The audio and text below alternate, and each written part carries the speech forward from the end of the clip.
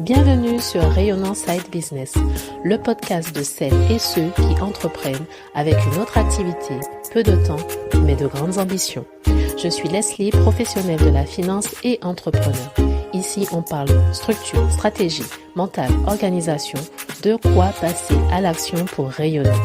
Lancer et développer ton entreprise, même avec 2 heures par jour, oui, c'est possible.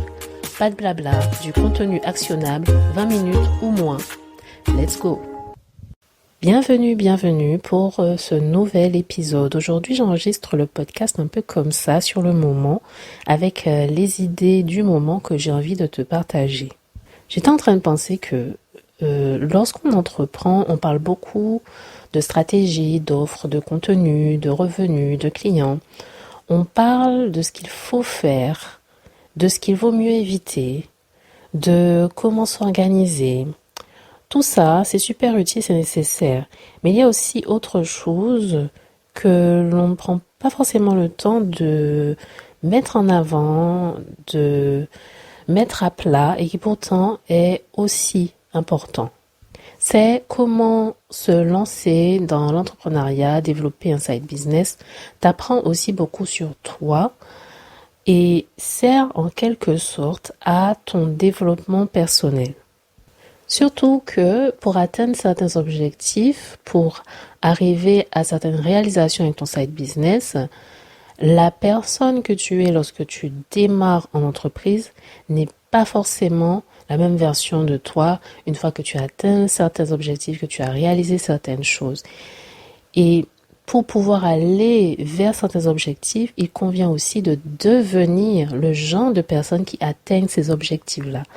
C'est important de bien comprendre cette notion d'être avant d'avoir ce que l'on veut, mais devenir, être cette personne qui a ce genre de résultat. L'entrepreneuriat, c'est vraiment une activité très révélatrice par rapport à tout ça.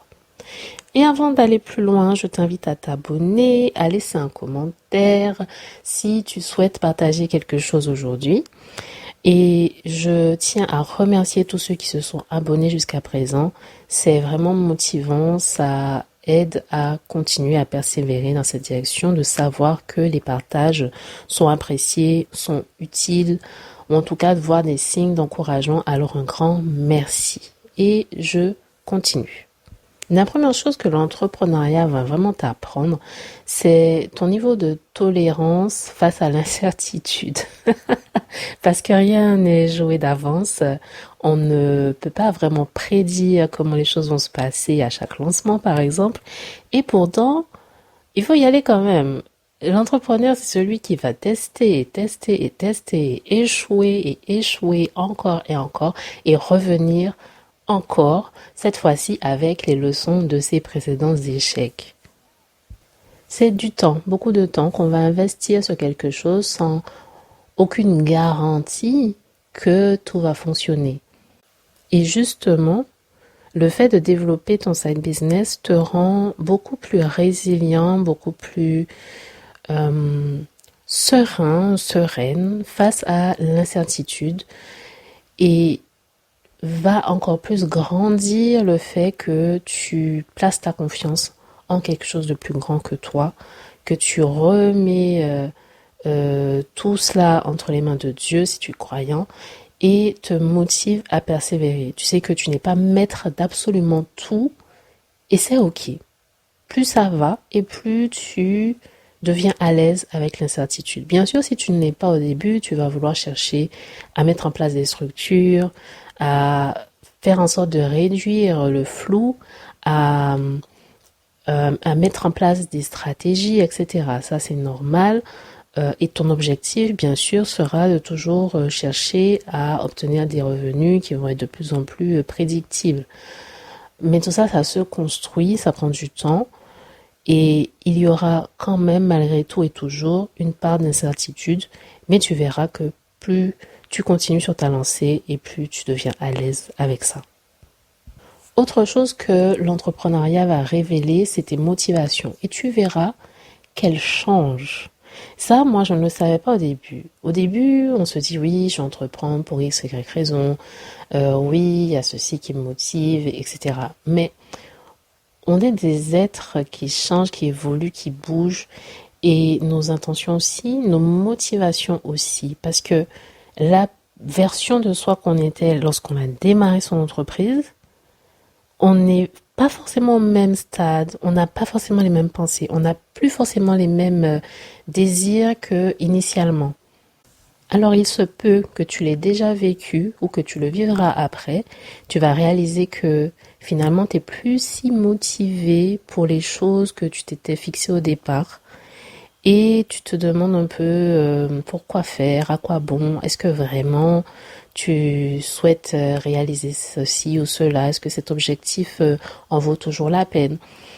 Et souvent, c'est simplement que tes motivations ont changé. Tu veux peut-être les mêmes choses ou des choses différentes, mais pas pour les mêmes raisons. Donc ça, c'est important de toujours se reposer la question du pourquoi. Pourquoi j'entreprends, pourquoi je veux cet objectif-là, pourquoi je mets en place ces choses-là. Toujours se reposer cette question du pourquoi, parce que c'est la source, la base de la motivation lorsque l'on entreprend. Et puis, entreprendre est extrêmement formateur vis-à-vis de la relation que l'on a vis-à-vis de l'échec et aussi par rapport à l'argent.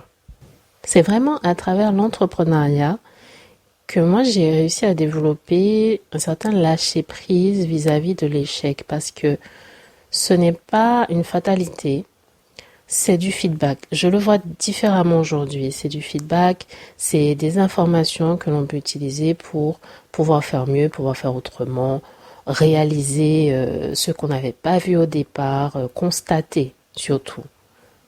Et c'est aussi quelque chose d'assez inévitable. Ça fait partie du process, ça fait partie du chemin.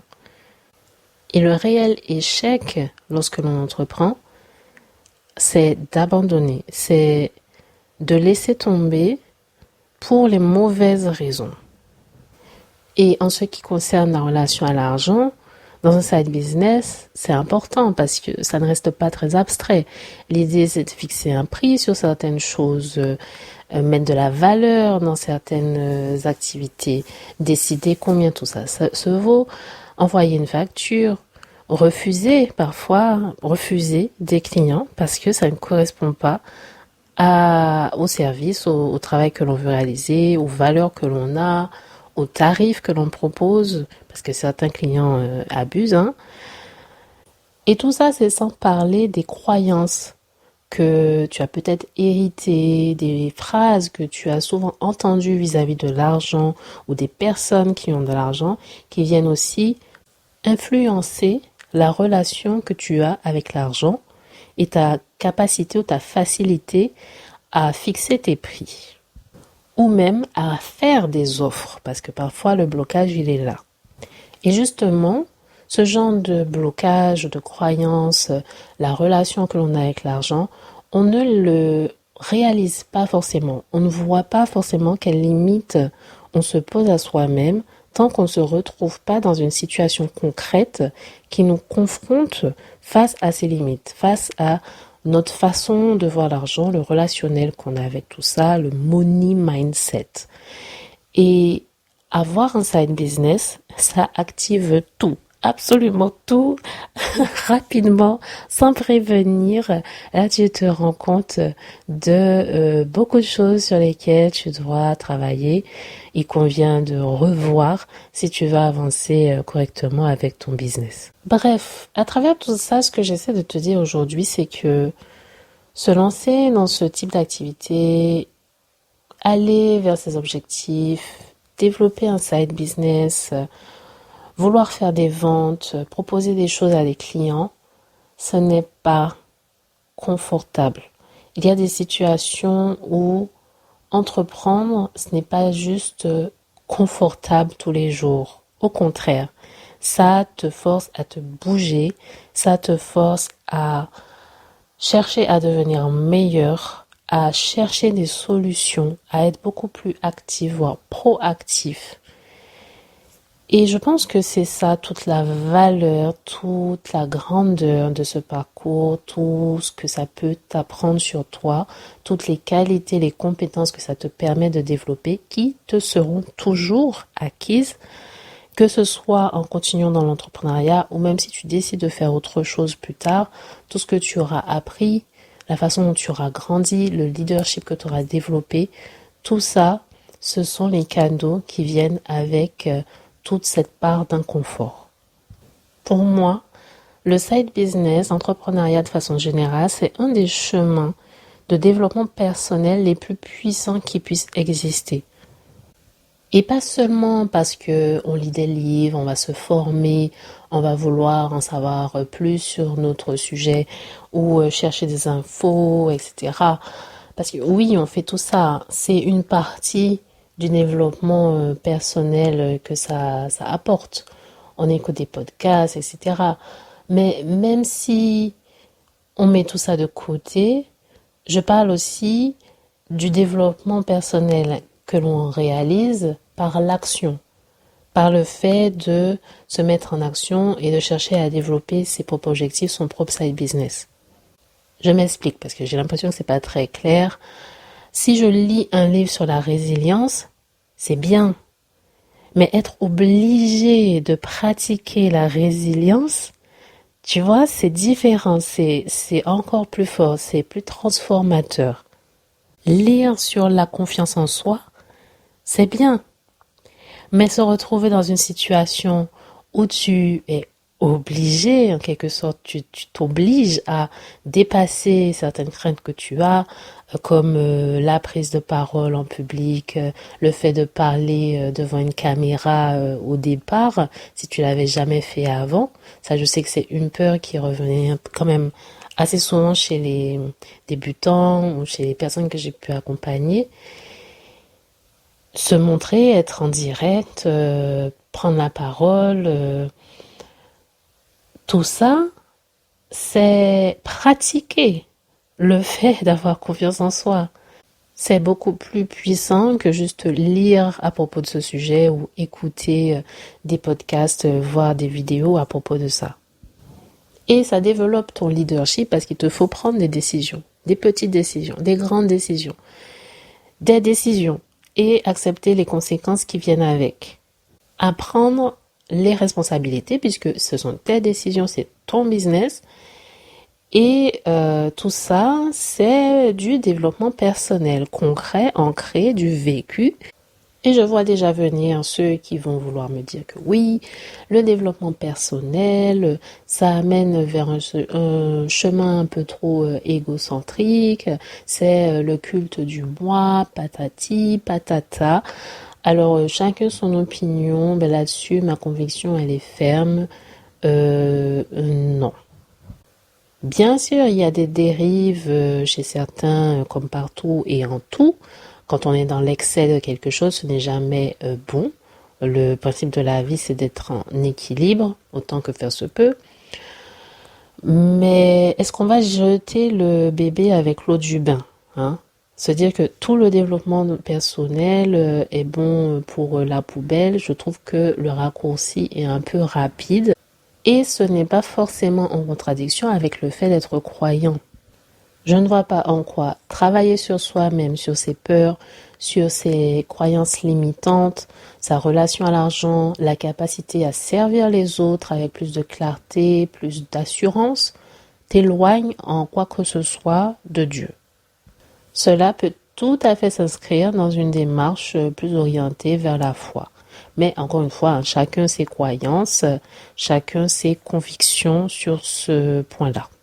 Mais je pense que ce discours qui dit que le développement personnel c'est mal, c'est un peu diabolisé entre guillemets, ressemble étrangement à une invitation à rester là où on est, à ne pas questionner, à ne pas grandir, à ne pas chercher à s'améliorer ou à avoir confiance en soi, un peu d'estime pour soi, à vouloir chercher des capacités, à créer quelque chose, à contribuer à des causes, à des projets, à autre chose. Aspirer à plus.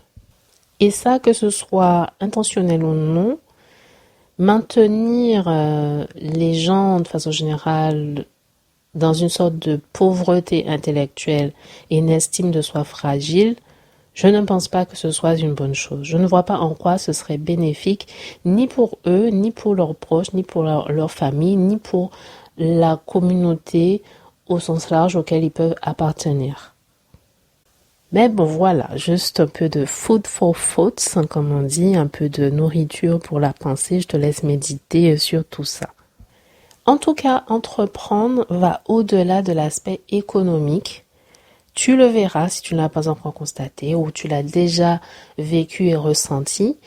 Et auquel cas, je t'invite à laisser un commentaire, partager ce que tu souhaites par commentaire ou dans l'email indirectement si tu es déjà abonné à la newsletter, la note business et dev.